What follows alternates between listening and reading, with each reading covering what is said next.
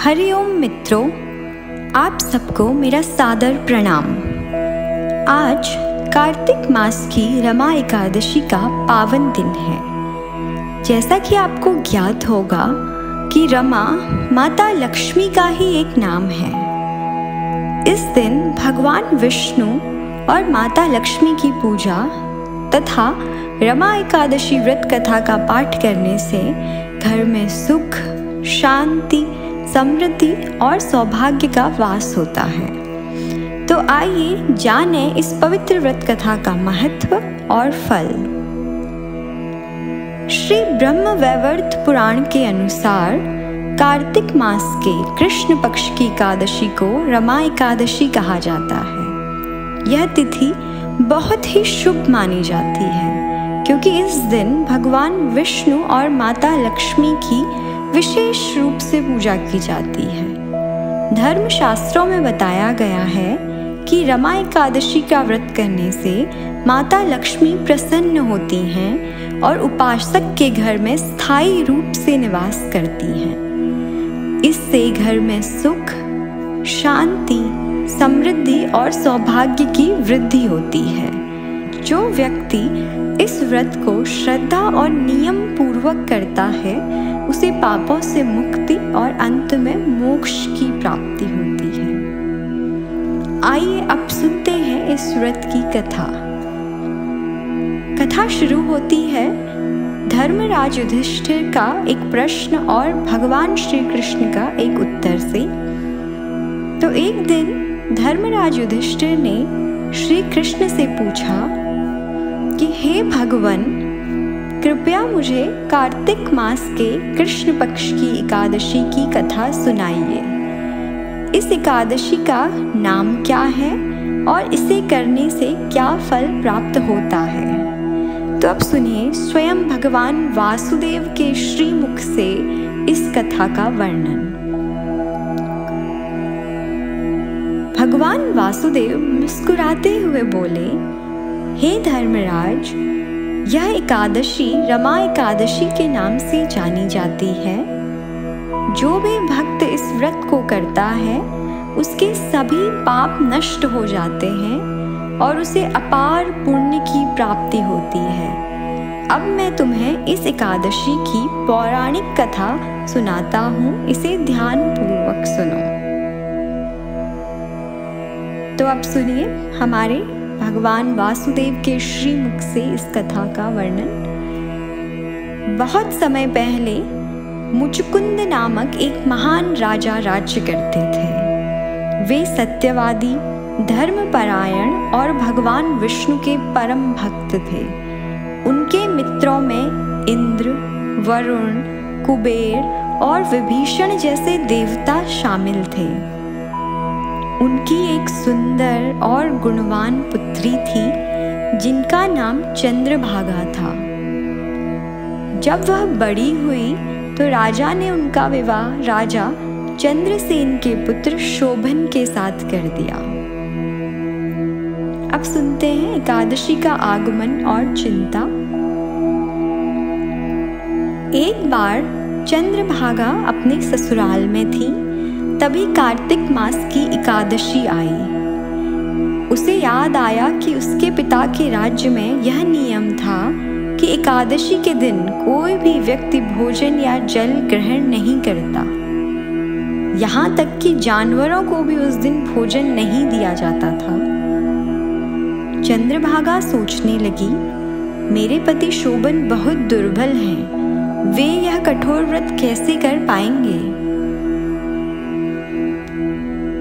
तो राजा शोभन ने अपनी पत्नी से कहा, प्रिय चंद्रभागा, मुझे बताओ मैं क्या करूं?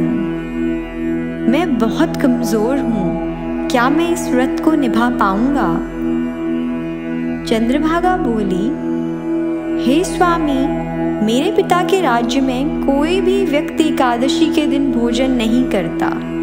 यदि आप इस नियम का पालन नहीं कर सकते तो किसी दूसरे राज्य में चले जाइए।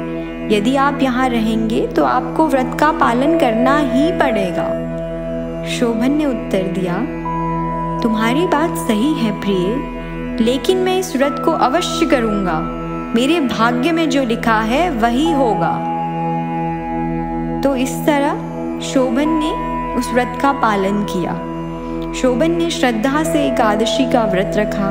जैसे जैसे दिन बीता वह और अधिक कमज़ोर होता गया। जब रात आई और जागरण का समय हुआ, क्योंकि ऐसा बोला जाता है कि एकादशी की रात्रि को सोना नहीं चाहिए, वो पूरी रात्रि व्रत होता है। तो उस दिन जागरण करके द्वादशी के दिन पूजा करके ब्राह्मणों को भोजन करा के फिर व्रत का पारायण करके व्रत संपूर्ण होता है। तो जब रात आई और जागरण का समय हुआ तब शोभन की स्थिति और खराब हो गई।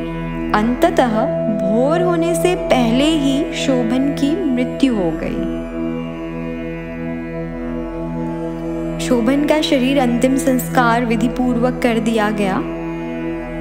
चंद्रभागा ने पति के साथ सती न होकर अपने पिता के घर लौटने का निर्णय लिया।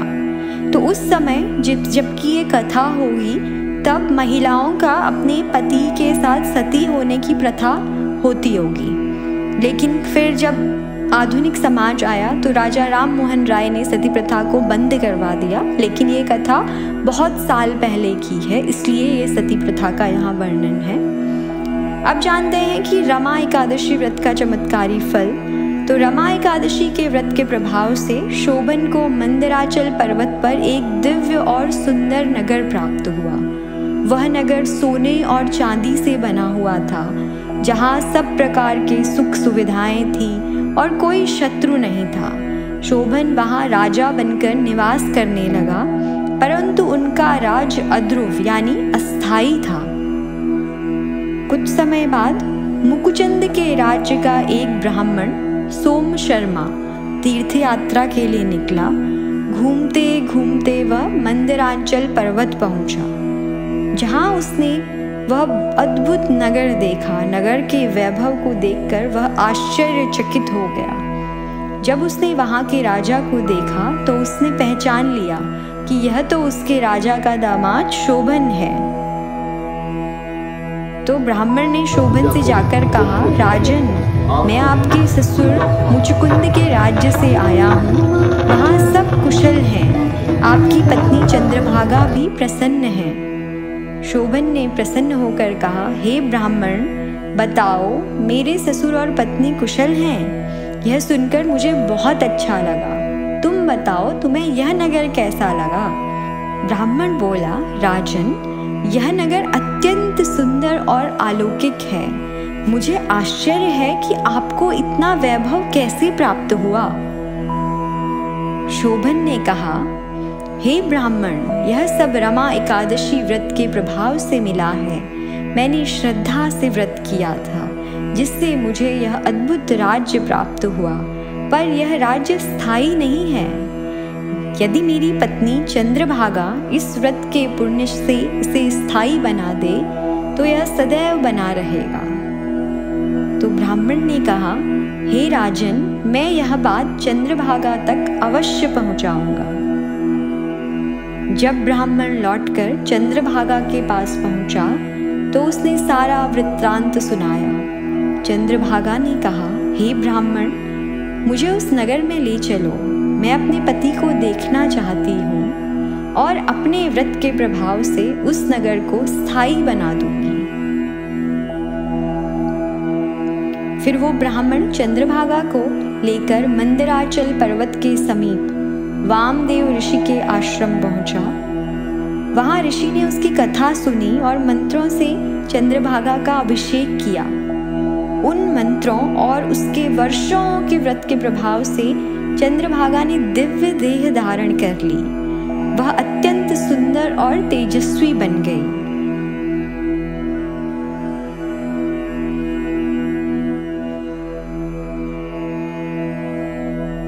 जब शोभन ने अपनी पत्नी को उस दिव्य रूप में देखा तो वह अत्यंत प्रसन्न हुआ और उसे अपने पास बैठाया। चंद्रभागा ने कहा कि हे प्राणनाथ, जब मैं 8 वर्ष की थी तभी से नियमित रूप से एकादशी का व्रत करती आ रही हूँ। उन व्रतों के प्रभाव से आपका यह नगर अब स्थायी हो जाएगा और कभी नष्ट नहीं होगा।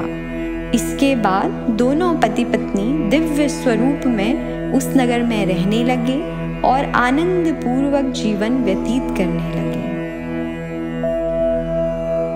भगवान श्री कृष्ण ने कहा, हे धर्मराज, यही रमा एकादशी की पवित्र कथा है। जो व्यक्ति इस व्रत को श्रद्धा से करता है उसके सारे पाप नष्ट हो जाते हैं। यहाँ तक कि ब्रह्म हत्या जैसे महापाप भी समाप्त हो जाते हैं। जो भक्त इस व्रत की कथा को सुनता या सुनाता है वह मृत्यु के बाद विष्णु लोक में स्थान प्राप्त करता है।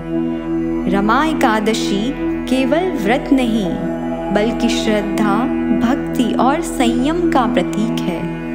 यह व्रत मनुष्य के जीवन में पवित्रता लाता है, मन को शुद्ध करता है और जीवन में सुख समृद्धि की वृद्धि करता है।